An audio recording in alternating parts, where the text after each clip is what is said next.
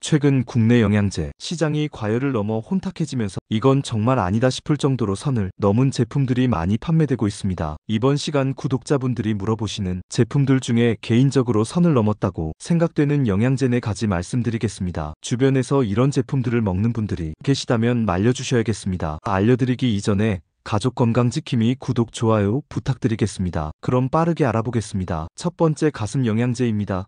여성분들의 가슴이 커진다는 영양제입니다. 그런 영양제가 진짜 있는지 하시겠지만 요즘 유행입니다. 만약 영양제 먹고 가슴이 커지는 제품이 있다면 성형외과들 다 망할 겁니다. 이런 제품들 후기 보면 전부 가슴이 커졌거나 탄력이 생겼다고 하는데 절대 믿지 마시기 바랍니다. 그런 제품들 주로 식물성 에스트로겐이 많이 들어있거나 여성한테 좋은 것으로 알려진 아구, 아해, 대두, 석류, 아마씨 같은 성분들과 탄력에 좋다는 히알론, 산, 콜라겐 같은 성분들을 섞어서 만드는데요. 식약처로 기능성을 인정받은 제품이 아닙니다. 그런 성분들 드신다고 가슴이 커지는 일은 절대 없으니 허위 광고에 혹하셔서 돈 버리지 마셨으면 합니다. 웃긴 건 이런 가슴 영양제 대부분이 약사가 개발했다고 광고하는 것인데 어떤 제품은 여자 약사가 개발했다고 하고 어떤 제품은 서울대 출신 약사들이 모여서 개발했다고 하고 요즘 다이소 영양제 때문에 약사들에 대한 여론이 안 좋은데 영양제를 내가 개발했어요, 저희가 개발했어요 라고 이름을 내주는 약사 분들은 저는 개인적으로 정말 이해되지 않습니다. 대한약사회가 이런 약사의 신뢰를 무너뜨리는 행위를 자제시키는 게 좋을 것 같습니다. 선을 넘은 영양제 두 번째는 어린이 효소입니다. 최근 SNS 효소 제품 공동 구매가 유행입니다. 심지어 어린이 효소까지 등장했습니다. 그런데 어린이 효소는 아이의 건강에 해로울 수 있습니다. 선을 넘어도 너무 넘었습니다. 이유는 애들한테는 제품화된 효소가 필요하지 않고 생각지도 않았던 부작용이 나타날 수 있기 때문입니다. 효소는 나이가 들수록 줄어듭니다. 부모님 모시고 고깃집 가면 소화 잘 안 된다고 하시는데 오랜만에 할머니, 할아버지 모셨는데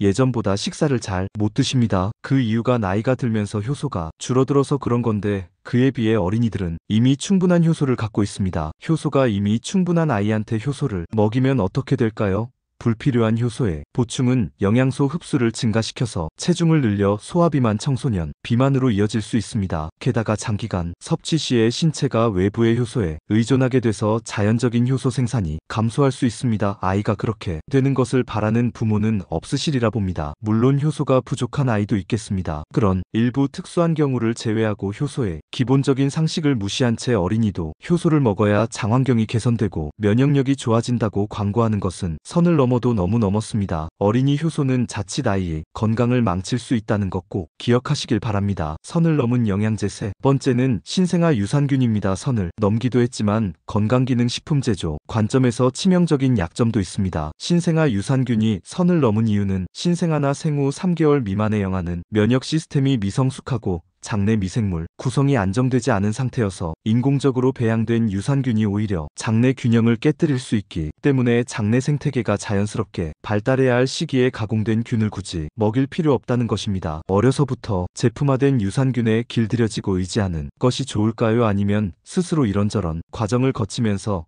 생태계를 만들어가는 것이 좋을까요?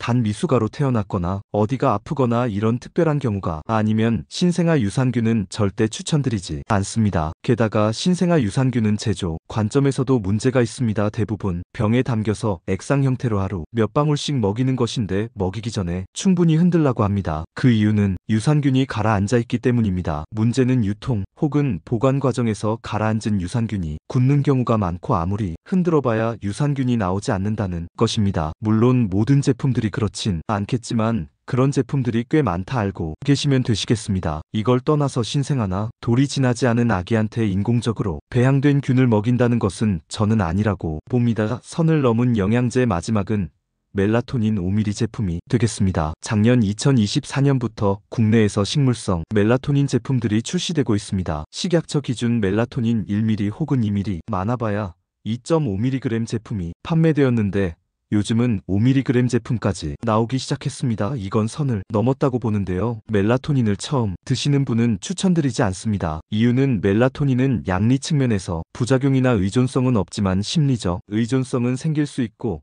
섭취량이 올라갈수록 심리적 의존성이 심해지기 때문입니다.